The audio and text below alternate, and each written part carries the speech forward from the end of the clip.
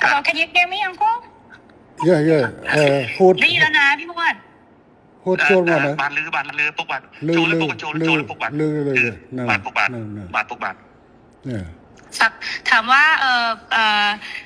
เป็นยังไงบ้างสุขภาพดีหรือเปล่า គាត់ក្មួយសុំសួរពុកមាថាមិនដែរសុខភាពល្អអត់សុខភាពមិនដែរ អត់អីទេល្អទេ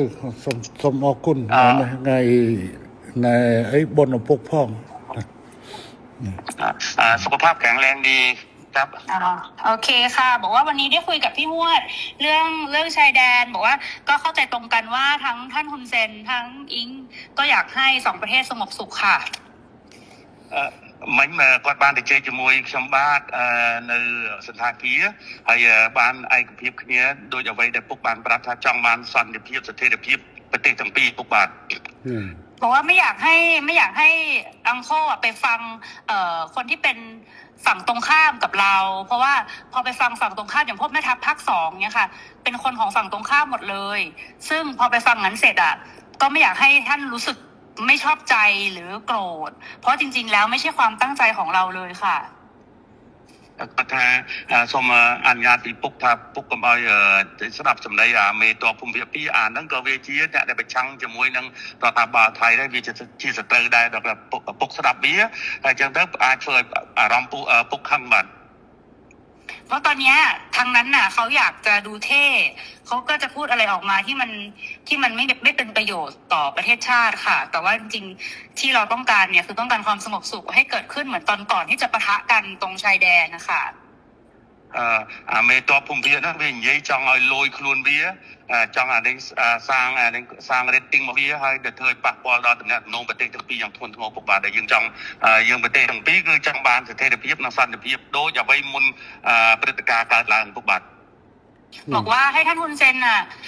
เห็นใจหลานหน่อยเพราะว่าตอนนี้คนในประเทศไทยเขาไล่เราไปเป็นนายกที่เขมรหมดแล้วគាត់ថាគាត់សូមអនុញ្ញាតពុកថាអាណិតក្មួយផងឥឡូវនេះថៃប្រជាជនថៃភាគច្រើនបានដេញហើយដេញក្មួយថាទៅនៅស្រុកខ្មែរទៅព្រោះជានាយករដ្ឋមន្ត្រីខ្មែរពុកបាទบอกว่าจริงๆแล้วถ้าท่านอยากได้อะไรก็ให้ท่านบอกมาได้เลยค่ะเดี๋ยวจะดูจัดการให้អញ្ចឹងបើពុកចង់បានអ្វីពុកអាចមានប្រសាសន៍ទៅគាត់នឹងរៀបចំធ្វើការងារនឹងបន្តជូនពុកតែម្ដងឥឡូវបញ្ហាដែលខាងនេះចង់បានគឺធ្វើម៉េចឲ្យនៅច្រកព្រំដែនទាំងអស់ត្រូវបើកឡើងវិញជាប្រក្រតីអាហ្នឹងគឺថាការចង់បានខាងនេះគឺតែប៉ុណ្ណឹងនឹងជំហានទី1ขั้นตอนที่1อยากให้ชายแดนเปิดปกติเหมือนก่อนเกิดเหตุครับโอเคค่ะตรงกันព្រោះបញ្ហាហ្នឹងដូចគ្នាបាទយល់ដូចគ្នាបញ្ហានេះគឺខាងកម្ពុជាជាអ្នកដើរក្រោយទេតើតែខាងថៃបិទថាដែងដកយកបំរាមដែងបិទព្រំដែនបិទច្រកព្រំដែននេះចេញជាមុនបានកម្ពុជាចាប់ផ្ដើមអនុវត្តតាមក្រោយจริงๆเหตุการณ์เรื่องปิดชายแดนเนี่ยฝ่ายไทยเป็นคนเริ่มก่อนฉะนั้นถ้าฝ่ายไทยเนี่ยถอนคำสั่งกัมพูชาก็ตามเลยเปิดปกติហើយរឿងនេះគឺកម្ពុជាមិនអាចធ្វើឲ្យមុនបានទេដោយសារកម្ពុជាបានខកចិត្តម្ដងហើយដោយសារកែសម្រួលកម្លាំងនៅមុំ3ប៉ុន្តែហើយថាឲ្យមានប្រក្រតីនៅតាមព្រំដែនប៉ុន្តែទីចុងបំផុតបែរជាខាងយោធាថៃនៅតែផ្កើននៅបន្តស្ថានភាពបិទទល់ដែនបិទច្រកដដែលเพราะว่าเราก็มีความผิดหวังเรื่องนึงแล้วที่การมีปัญหากันที่ชองบกเราก็พยายามตามที่ฝ่ายไทยต้องการแล้วก็การต้องการนี่เราก็บอกว่าโอเคนั้นเราก็ทำตามนะแต่ว่าขอให้สถานการณ์เข้าภาวะปกติแต่ว่าเราถอยแล้วเราถอนแล้วเราปรับกำลังแล้วแต่ฝั่งไทยยังเอาเรื่องด่านเนี่ยมากดดันอีกឥឡូវនេះគឺខាងកម្ពុជាគឺស្នើចេះឲ្យថៃបើកច្រកទាំងអស់ឲ្យបានមុនហើយបន្តទៅកម្ពុជាយូរបំផុត5ម៉ោងគឺកម្ពុជាអាចដកបទបញ្ជាទាំងឡាយដែលហាមឃាត់ការដឹកទំនិញផ្លែឈើបន្លែចូលកម្ពុជាគឺថានឹងដក บอดบัญชีนั่งเจง ฉะนั้นท่านสมเด็จอยากให้ท่านนายกช่วยให้ฝั่งไทยเนี่ยถอนเรื่องการปิดด่านถ้าถอนปุ๊บฝ่ายกัมพูชาจะถอนเรื่องการห้ามสินค้าเกษตรนำเข้าอะไรทุกอย่างก็ถอน คือตอนนี้ค่ะ คือตอนนี้พี่หวดคือรัฐบาลโดนโจมตีหนักมากนะคะเพราะว่าพอตอนที่ท่านสมเด็จออกมาพูดกับท่านฮุนมาเนตอะที่บอกว่าจะตัดน้ำตัดไฟอะไรเงี้ยค่ะคืออันนั้นต้องขอโทษด้วยเพราะจริงๆอะต่างประเทศอะเขาแค่รายงานขั้นตอนว่าถ้าเกิดเหตุการณ์ต่อไปประเทศไทยจะทำยังไงคือเหมือนอธิบายขั้นตอนให้ฟังไม่ได้บอกว่าจะทำแต่ตอนนี้เหมือนกับเรื่องตัดหนังตัดละครคือทำทุกอย่างหมดแล้วเนี่ยจริงๆน่าจะให้มันโอเคทั้งสองฝ่ายค่ะเหมือนเราต้องพูดพร้อมกันว่าเราตกลงร่วมกันแล้วรัฐบาลคุยร่วมกันแล้วว่าจะเปิดทุกอย่างให้กลับมาเป็นปกติได้เหมือนว่าจะเอาเป็นอิงกับคุณมาเน็ตก็ได้หรือยังไงก็ได้เนี่ยเหมือนกับว่าเราได้คุยร่วมกันแล้วก็ทั้งสองฝ่ายเนี่ยอยากให้กลับมาเป็นเหตุการณ์ปกติแบบนี้ค่ะมันก็จะโพสใช่ไหมนายกอิงอยากให้โพสใช่ไหมให้นายกโพสว่าจะโพสหรือจะแล้วอยากให้ใช่จะโพสต์จะยังไงก็ได้แล้วให้ท่านคุณจะแนะนำก็ได้ค่ะแต่ว่าเหมือนกับว่ามันต้องเป็นการตกลงร่วมกันนะพี่พวดเพราะว่าตอนนี้อิงกำลังโดนหนักมากเลยค่ะก็ถ้าอะไรนั่งสถานการณ์ไทยนั่นคือไฟกลางประเทศให้ขนมจำนวนมวยก็สมไปโตปีปกได้แต่เนี่ยน้องเปียกสงการบอตี้เนี่ยยืนถ้ากัดเรื่องจากอินเทอร์เน็ตเนาะนั่งคือทางอยู่ที่กี่มีนักแต่แบบไฮการ์ดเชียร์นอเบียนปัญหาจำนวนมวยจำนวนปีจำนวนใบดังให้ดังยัยถ้าเธอปากป้อนนั่นคือกดสมตัวพ่อหรือน้องออดเมียนในขนมกำนัดแต่เธอเบียบนังเตะปัญหาเลยที่กดถ้ากดสมบอกปุ๊บถ้านัดกดพ่อแล้วนึกน้องประเทศคือไฟกดเหมือนเต้นกดจองเอาปุ๊บหรือก็ปุกนายนอมสำนักจะไปได้โดยจะกอดฐานแล้วเมนลองตัวปีบ้านนี่ยัยเนี่ยให้จากจังเอาเธอสมรู้สปีก้าเอาบ้านมุ่นแต่มีปฏิการเนาะเอาปรากฏได้หลังไว้หนังใบได้ซอกปฏิทั้งปีปุกบาทปันแต่ข้างในจังบ้านนะจงปันแต่ข้างนอกอัดผมทื่อข้างนอกเนี่ยข้างในมันเหมือนเนี่ยบัดตัวแดนที่ข้างไทยเนี่ยบัดตัวแดนเหตุไอ้บ้านข้างนอกมันเปิดบ้าให้เขาจำใบทรงชมที่นั่งการนาตการนสมรู้คือข้างนายกรัฐมนตรีคนมันนั้นคือนั่งสมรู้ตามเขาบาทถูกบาทจริงๆเนี่ยท่านเนี่ยเป็นคนที่อยากได้เรื่องเสถียรภาพมากท่านนายกแต่ว่าทหารเนี่ยมันมาปิดด่านก่อนอะไรก่อนนะมันเริ่มต้นก่อนกดดันก่อนฉะนั้นต้องเปลี่ยนทหารพร้อมไหมในการเปิดด่านพร้อมค่ะทั้งนี้ตามหมดทั้งนี้ตามทั้งนี้ตามหมดฮะทั้งนี้ตามหมดเลยท่านคือเราเปิดให้อยู่แล้วพี่พวดแต่มันต้องเป็นการบอกว่าเราตกลงร่วมกันว่าเราเปิดไงพี่เพราะถ้าไม่อย่างนั้นนะขออิงยอมหมดไงอิงก็คือจะโดนเพราะว่าเพราะตอนนี้มันเลยมาถึงเรื่องก่อนด่าแล้วว่าค่ะปัตสมปุงมวยจ้องซาแต่เบอร์ซาการในแต่ไทยเปิดไอ้เจ้าอดเบียนทางการจริงเนี้ยในทางสังคมไทยนั่งเวียกันเอาไว้แต่ทั้งใส่กับผม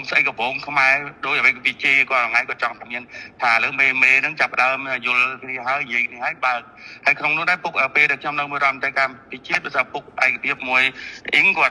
ดทางกดจองตัวดำที่หาติเจหาจึงปุ๊กติเจติดเต๋อหายปลอกกระไดไปดอยไปแต่ดำพุ่มท้ำติดจริงครับอดเตอขาในอดจอจาเตขาโนเนี่ยประเดิมขาโนเนี่ยประกาศไปเนี่ยฮะหายมาเอาจังเลือกจังมุกเลือกมดคลุนให้ดำใบเอาแต่ละเอาขาในอดบานด้วยอดจอจาด้วยเรื่องนึงคือขาโนตรึกคือมุนตำรองคือขาในอดจอจาดิปันขาในสัญญาท่า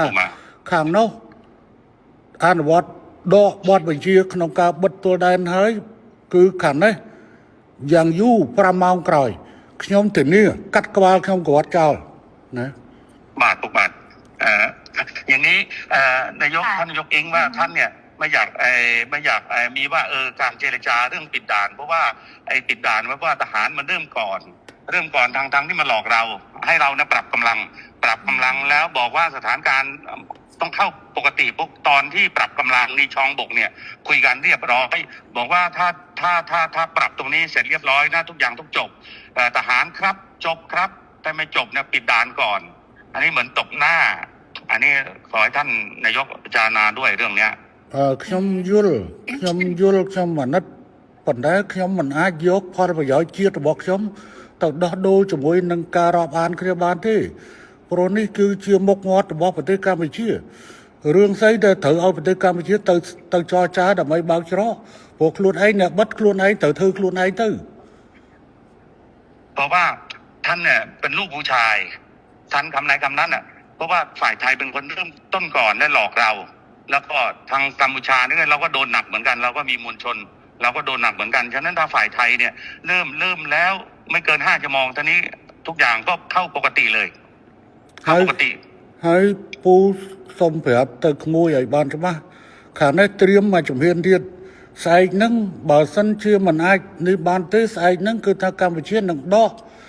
ក់មកជំហានទៀតគឺថាបិទការនាំផ្លែឈើនិងបន្លែតាមព្រំដែនកម្ពុជាថៃទាំងអស់កំពុងត្រៀមអនុវត្តនៅស្អែក หลานที่รักเนี่ยอาบอกได้เลยถ้าเราไม่มีคำสัญญาเรื่องปรับกำลังแล้วทุกอย่างปกติแต่ว่าทหารไทยไม่ยอมเปิดด่านพวกนี้ทั้งนี้ก็มีการห้ามเรื่องการส่งออกเกษตรทั่วชายแดนเลย เพื่อกดดันทหาร ព្រោះខាងនេះបានត្រៀមអស់ហើយព្រោះខាងនេះបានត្រៀមហើយព្រោះនេះឯងបកហេតុមុនហើយបកហេតុមុនមកបបួលគេចរចាឥឡូវសួរថាណាបិទអដែងណែបិទអដែងណែច្រកព្រំដែនគឺទៅយោធាថៃបើអញ្ចឹងមានតែយោធាថៃធ្វើខ្លួនឯងតែប៉ុណ្ណោះមិនអាចហៅទៅកម្ពុជាទៅចរចាទេកម្ពុជាមិនចរចាដាច់ខាតទេ สถานการณ์เนี่ยเหมือนที่รายงานให้ท่านนายกทราบว่าไอตอนปรับกำลังที่ช่องบกเนี่ยก็ตกลงกันแล้วว่าจะจบกัน แต่ว่าอยู่ดีๆทหารไทยมาปิดด่านฉะนั้นให้กัมพูชาไปเจรจาเปิดด่านดูแล้วไม่สวยไม่สมควรอย่างยิ่งต้องทหารไทยเริ่มก่อนถ้าเริ่มแล้วตรงนี้ก็ตามหลังไม่เกิน5 ชั่วโมงทุกอย่างปกติท่านลูกผู้ชายท่านจะเป็นลูกผู้ชายก็เดี๋ยวจะลองคุยกับทางกลาโหมดูค่ะ แต่ว่าจริงๆแล้วเนี่ยตอนที่คุยพี่วดลองพูดด้วยละกันว่าจริงๆแล้วถ้าท่านฮุนเซนอยากได้อะไรให้บอกจะได้คุยกันได้ตกลงกันได้ค่ะเพราะว่าบางทีที่ท่านโพสต์ Facebook ออกมาคืออิงตอนนี้ก็คือรัฐบาลสั่นคลอนที่สุดแล้วค่ะตั้งแต่อิงเป็นนายกมาก็คือเรื่องกัมพูชานี่แหละซึ่งอิงไม่ออกมาตอบโต้อะไรทั้งสิ้นเพราะอิงก็รักแล้วก็เคารพท่านเพราะฉะนั้นเนี่ยจริงๆแล้วถ้าจะเอาอะไรจริงๆให้บอกอิงได้เลยยกหูบอกก็ได้ไม่อันไหนไม่เป็นข่าวก็คือไม่เป็นข่าวอันนั้นที่หลุดไปมันหลุดเพราะสื่อเพราะไม่ได้คุยกับอิงแค่2 คนมันคุยกันเป็นกลุ่มนะพี่มันเลยหลุดน่ะแต่ถ้ามันคุยกับอิง2 คนมันไม่มีหลุดอยู่แล้วทีนี้เนี่ยก็ไม่อยากให้แบบมันเกิดเรื่องแบบนี้แต่นี่อิงจะไปคุยกับกลาโหมเนาะเพราะว่าอิงรู้ว่าถ้าสมมติว่าเขาพูดว่าของไทยปิดก่อนอะไรเงี้ยเดี๋ยวเราก็จะไปคุยกับกลาโหมว่ายังไง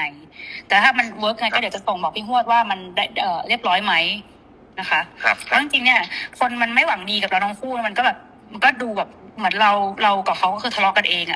ทำให้แบบเหมือนจริงๆแล้วต้องให้คนรุ่นใหม่มันต้องไม่มีสงครามพี่คนรุ่นใหม่มีสงครามไปมันก็เสียครับทั้งอิงลูกทั้งหุ่นมาเนี่ยด้วยก็เป็นคนรุ่นใหม่เนาะครับពុកបាក់គាត់ថាទី1ពុកចង់បានអីពុកអាចไม่សេចទៅអ៊ីងបានអ៊ីងនឹងធ្វើឲ្យពុកអ្វីដែលពេលទៅពុកផុស Facebook ដល់ទៅអាពួកដែលវាប្រឆាំងវាចង់ឲ្យពុកហើយនឹងគាត់ជាសេះសម្ដេចតំណែងគាត់មានដំណងគ្នាហ្នឹងវាខូចយកតាមចំណុចហ្នឹងវាធ្វើឲ្យសង្គមថៃហ្នឹងវាយគាត់ថាទី1វាចង់ឲ្យគាត់ហ្នឹងចេញមកឆ្លងតែគាត់អត់ទេដោយសារគាត់គោរពជាពុកមាគាត់អត់ទេគាត់សុខចិត្តឈឺចោះឲ្យវាវាយចោះអានោះឲ្យបានគាត់ថាសុំពុកថាលើក្រោយចង់ដាច់ទៅពុកចង់បានអីអាចមានសេចគាត់ទៅគាត់មុនហ្នឹងគាត់បានប្រាប់តែថាប្រហែលជា3 ថ្ងៃទៅគាត់នឹងទៅថ្វាយគុំរីការឿងតបថ្ងៃហ្នឹងពុកបាទចារឿងហ្នឹងគឺកម្ពុជាវាតាក់ទងជាមួយនឹងការបញ្ជូលពលរដ្ឋរបស់ខ្លួនដូច្នេះគឺកម្ពុជាត្រូវតែហើយនឹងបញ្ជូលទៅដល់រដ្ឋដទៃទៀតដូច្នេះកម្ពុជាគឺមានតម្រូវការក្នុងការនិយាយទៅកាន់ប្រជាជនអញ្ចឹងវិធីដែលល្អជាងគេមានទៅប្រើ Facebook ហើយនឹង Telegram នៅនេះដើម្បីបញ្យល់ក្នុងការផុសចេញតែរឿងហ្នឹងគឺថាវាយើងខ្ញុំអាចកាត់បន្ថយបើសិនជាអាចតែសភាពការឲ្យតែខាងនោះរឿងវានៅចាល់នឹងរឿងបិទច្រកនឹងតែប៉ុណ្្នឹងឯងបើថាបិទច្រកបន្តគឺថាខាងនេះនៅតែបន្តវាយអាហ្នឹងបាទท่านนายกครับท่านบอกว่าเรื่องการโพสต์เนี่ยท่านก็แค่ชี้แจงให้มวลชนที่นี้ทราบเท่านั้นเองไม่ได้ไปกระทบกับไทยอะไรมากแต่ว่าตอนนี้ก็ไม่เป็นไรถ้าหากว่าท่านนายกแก้เรื่องเปิดด่านให้ปกติเนี่ยท่านตกลงท่านไม่มีอะไรอีกแล้ว ก็จบ ได้ค่ะเดี๋ยวเราไปคุยกับลาผมดูแล้วก็ขอคอนเฟิร์มกลับมาเพราะเดี๋ยวจะคุยกับกองทัพก่อนแต่เราก็เดี๋ยวสั่งไปเลยค่ะพี่แต่ว่าอีกรอให้มัน100%แล้วค่อยแจ้งท่านกลับมาดีกว่าเพราะไม่อยากจะยังไม่100แล้วบอกท่านก่อนแต่ว่าจริงๆก็จัดการได้ค่ะพี่ ครับผมครับចំពុកគាត់ថាឥឡូវគាត់សុំនឹងនិយាយមួយការវិជានឹងទៅហ៊ានសិនហើយបានដល់100%បានគាត់នឹងជូនដំណឹងទៅពុកបាទគាត់ធ្វើការងារនឹងភ្លាមរឿងបញ្ហាច្រកពុកបាទ นั่น បាទពុក อืม ท่านนายกมีอะไรอีกไหม ไม่มีแล้วค่ะพี่ก็ประมาณนี้เนาะพี่ว่าเราจะมีอะไรบ้างประเด็นไม่มี อะไร ครับจังหวัด อะไร ពុកបាទ ได้ อะไรខ្ញុំចេះមុននឹងនេះគឺខ្ញុំសូមបញ្ជាក់ថាខាងនេះត្រូវការតែមួយទេ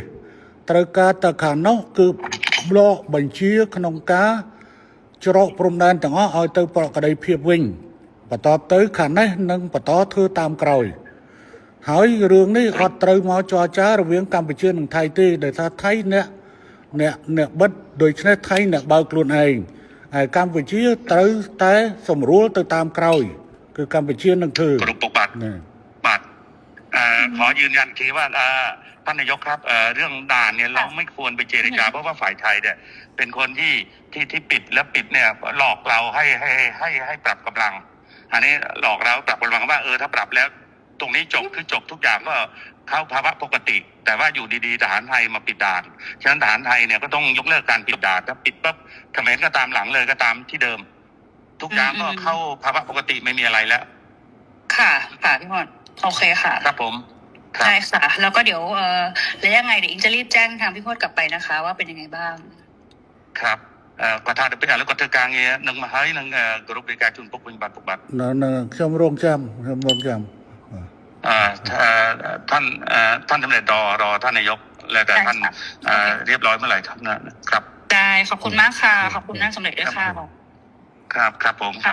สวัสดีค่ะ กรุ๊ปขอบคุณ